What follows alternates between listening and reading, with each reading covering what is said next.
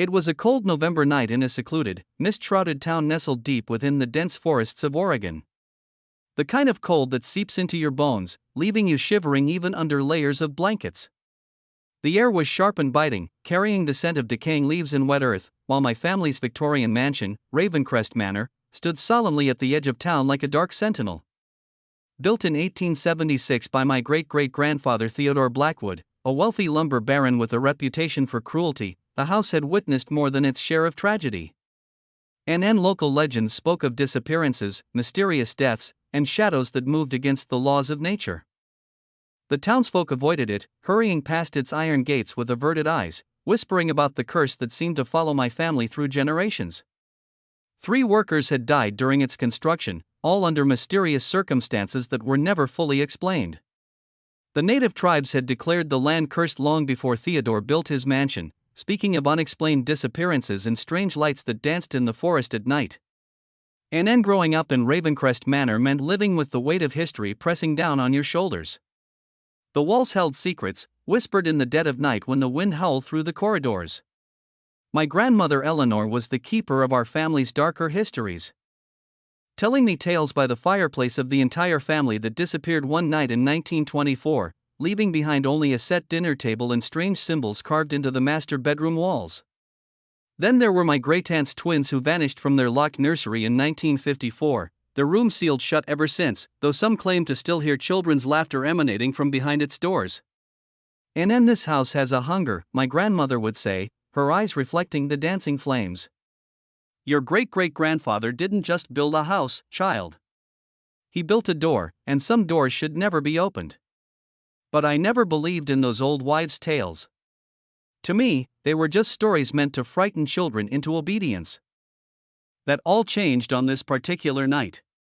My parents had left me alone in the house for the first time in my 17 years, heading to visit my grandmother in another town.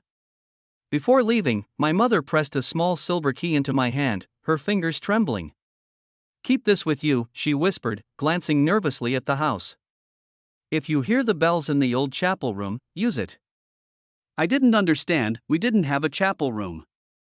The day started normally enough, but as evening approached, an unnatural storm rolled in, bringing with it a darkness that seemed to pulse with malevolent intent.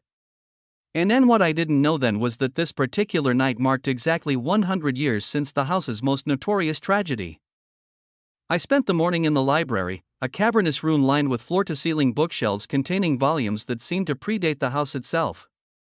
The portraits of my ancestors watched me from their frames, their eyes seeming to follow my movements across the room. I tried to ignore the strange scratching sounds coming from inside the walls, probably mice, I told myself, though we'd never had a rodent problem before. The power went out as night fell, plunging the house into darkness broken only by candlelight that seemed to illuminate less and less of the space around me. In the library, I found my great-grandmother's diary, its pages yellow with age, the handwriting becoming increasingly erratic towards the end. As I read about the others who lived in the walls and doors that hadn't existed before, the house began to change. Corridors stretched impossibly long, rooms shifted their positions, and everywhere I turned, I caught glimpses of movement in the corners of my eyes. And then I heard it, footsteps from above, in my parents' bedroom. The sound was too deliberate to be the house settling, too rhythmic to be the wind. With trembling hands, I took a candle and made my way upstairs. The temperature dropped with each step, my breath visible in the frigid air. At the end of the hallway stood a figure, tall, shadowy, its features obscured in darkness. As it began moving toward me with unnatural speed, I fled downstairs, my heart pounding in my chest. But there was nowhere to run. Every door was locked, every window sealed. The house had become a maze, its architecture defying logic and reason.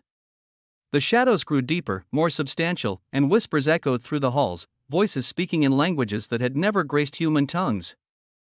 That's when I heard it, the sound of bells tolling from somewhere deep within the house, from a chapel that shouldn't exist. Remembering my mother's words, I clutched the silver key and followed the sound. Behind the library's furthest bookshelf, I found a hidden door that led to a circular room filled with mirrors. But these weren't ordinary mirrors, they showed not reflections, but windows into other times, other realities. In one, I saw my great-grandfather's family at their final dinner. In another, the missing twins played in their nursery. And in the center mirror, I saw the truth about Ravencrest Manor. And the house wasn't just haunted, it was alive, a living entity created through my great-great-grandfather's dark rituals and the sacrifices he made to powers beyond understanding. The disappearances, the strange symbols, the shifting architecture all were part of its hunger, its need to feed on the souls of the living. And now, on this 100th anniversary, it needed one more sacrifice to maintain its power for another century. But Theodore Blackwood hadn't just built a prison for souls, he'd also created a way to end it. The silver key wasn't meant to lock something away, but to set something free.